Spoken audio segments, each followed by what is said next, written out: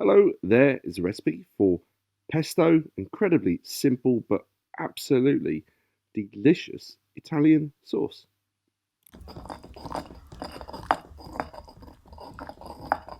Hello, welcome back to Uncle Matt's Cookery Lessons. The summer's finished, so it's time to use up this basil we've been using. So I'm going to make some pesto, stick it in the fridge. Anyway, show you how to make it using one of these, pestle and mortar, no machinery required.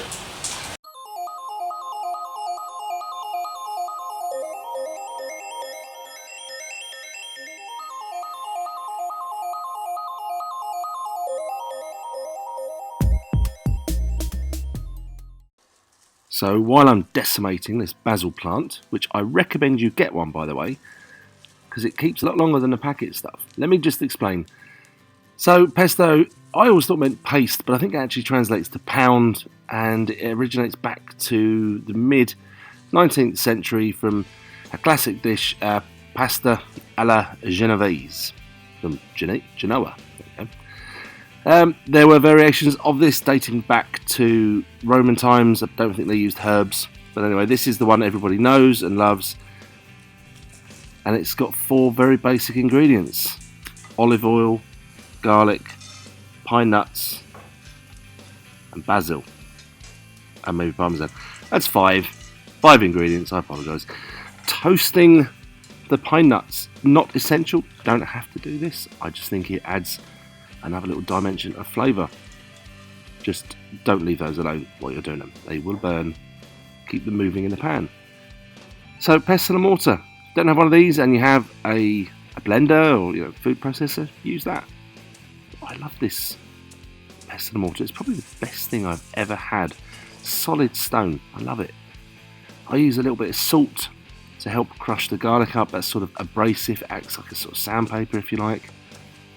And then in with the pine nuts, but I don't take that to a fine paste. I don't want an absolute smooth pesto. I want some texture, I want some chunky bits in it.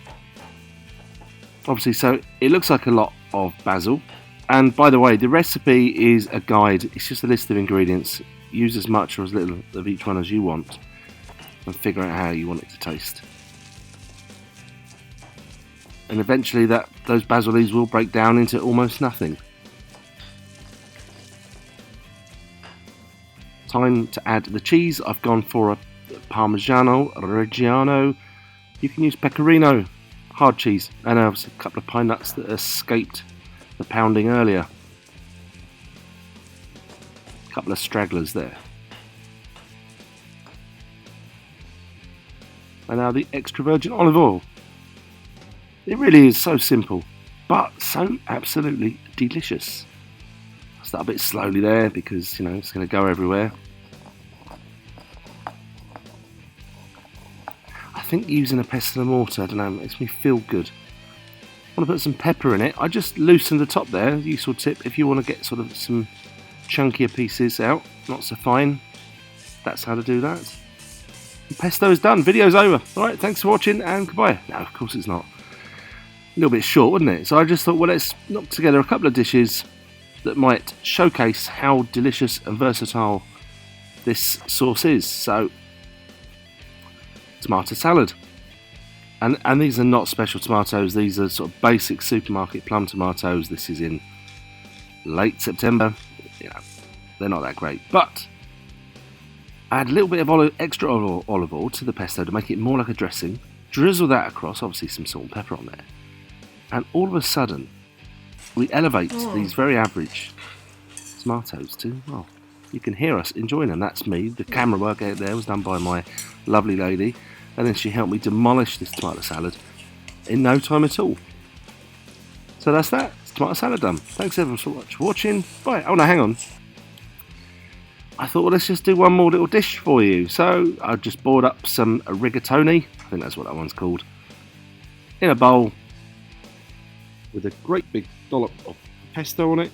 And yes, the purists out there will say, hang on, you're supposed to put the pasta into the sauce, but that's when the sauce is hot. So with pesto, I believe that is appropriate.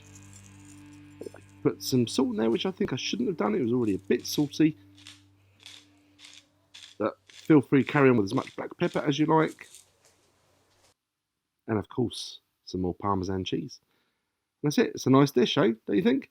So that's pesto done. I hope you really enjoyed this video. Thank you ever so much for watching, and goodbye.